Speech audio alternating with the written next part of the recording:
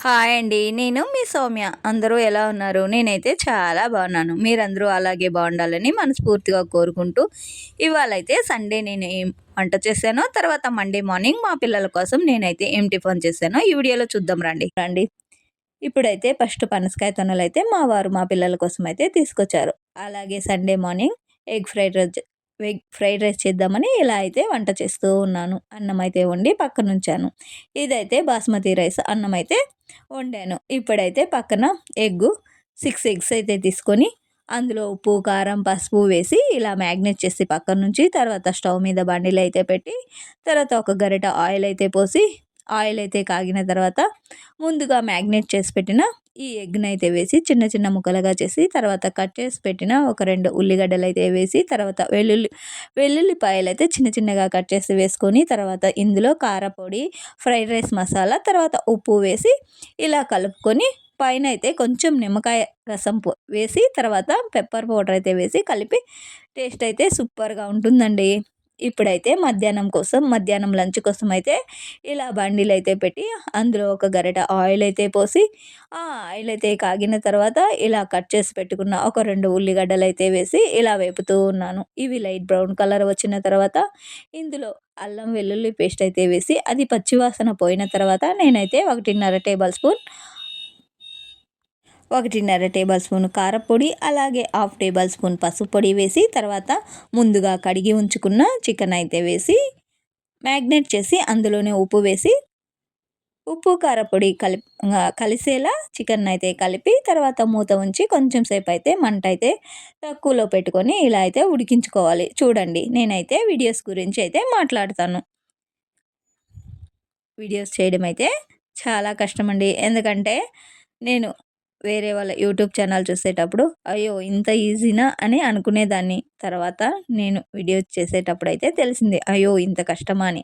ఎందుకంటే ఎవరి హెల్ప్ లేకుండా వీడియోస్ చేయడం అయితే చాలా కష్టం. నాకైతే ఎవ్వరి హెల్ప్ ఉండదండి.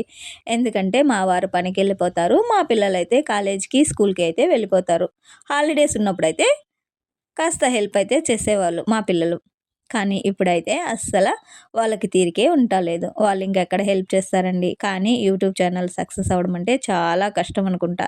ఎందుకంటే ఇంకా నేనైతే సక్సెస్ చూడలేదు కాబట్టి అలాగే అనుకుంటూ ఉన్నాను.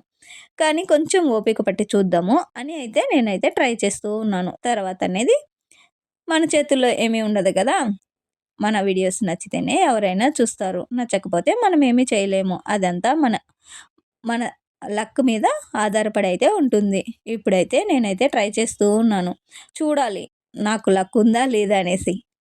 ఎందుకంటే సగంలో ఇడిపించడం ఎందుకనేసి నేనైతే ట్రై చేస్తూ ఉన్నానండి. కానీ ఒక్కోసారి అయితే చాలా బేజారవుతూ ఉంటుంది. ఎందుకంటే అయ్యో! నాకైతే వ్యూసే రావట్లేదు, సబ్స్క్రైబర్లే రావట్లేదు అనేసి ఎవరికైనా ఇలాగే యూట్యూబ్ ఛానల్ చేసే వాళ్ళకి చాలా ఫీల్ అయితే అవుతూ ఉంటారు. ఎందుకంటే మనమైతే సెలబ్రిటీలేం కాదు కదా! అందుకనేసి మనకైతే కాస్త లేటే అవుతుంది సక్సెస్ అయ్యేకి.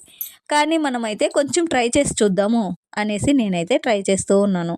తర్వాత గాడ్ బ్లెస్సింగ్స్ అయితే ఉంటే మనము సక్సెస్ అవుతామేనో ట్రై చేయాలి. ఎందుకంటే ఇలా యూట్యూబ్ ఛానల్ చేసేవాళ్ళు ఎవరైనా కానీ నిరాశ అయితే పడొద్దు. గ్యారంటీ ట్రై చేయండి. గ్యారంటీ మీకైతే సక్సెస్ అయితే వస్తుంది. నేనైతే మనస్ఫూర్తిగా అందరూ యూట్యూబ్ ఛానల్ సక్సెస్ అవ్వాలని కోరుకుంటూ ఉన్నాను.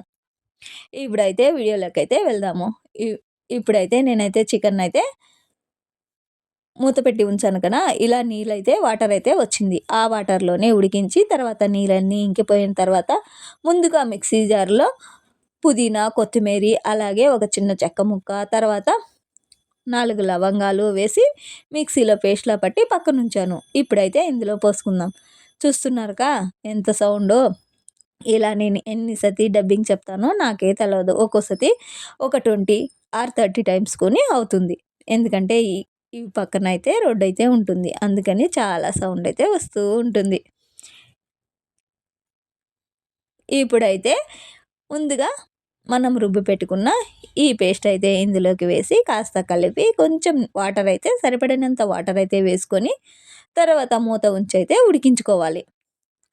ఇప్పుడే మనమైతే ఉప్పు సరిపోయిందా లేదా, కారం సరిపోయిందా లేదా అని చూసుకొని తర్వాత అయితే వేసుకొని కాస్త కలిపి మూత అయితే ఉంచి తర్వాత ఉడికించుకోవాలి.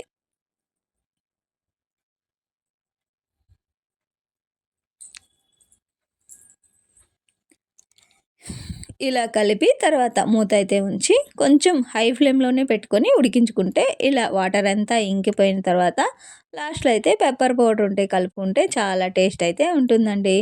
ఈ చికెన్ ఫ్రై ఈ చికెన్ ఫ్రై అయితే రసంలోకి, పప్పుచారులోకి చాలా టేస్ట్ అయితే ఉంటుంది. ఒకసారి ఎప్పుడైనా ట్రై చేసి చూడండి. ఇలా అయితే చికెన్ ఫ్రైడ్ రైసు సండే రోజు చేశాను కదా! మా పిల్లలు, మా వారైతే చాలా బావుందని చెప్పారు. ఎందుకంటే నేను కొంచెంగానే చేశాను. సండే వచ్చేసి నెక్స్ట్ మండే వచ్చేసి సంకటహర చతుర్దశి వస్తుంది కాబట్టి అందుకని నేను సండేకి మాత్రమే హాఫ్ కేజీ తెప్పించి ఇలా ఫ్రై అయితే చేశాను. నేను రాత్రి చేసిన పచ్చడి అయితే ఉన్నింది కాబట్టి దాంట్లోనే మేమైతే అడ్జస్ట్ చేసుకున్నాము.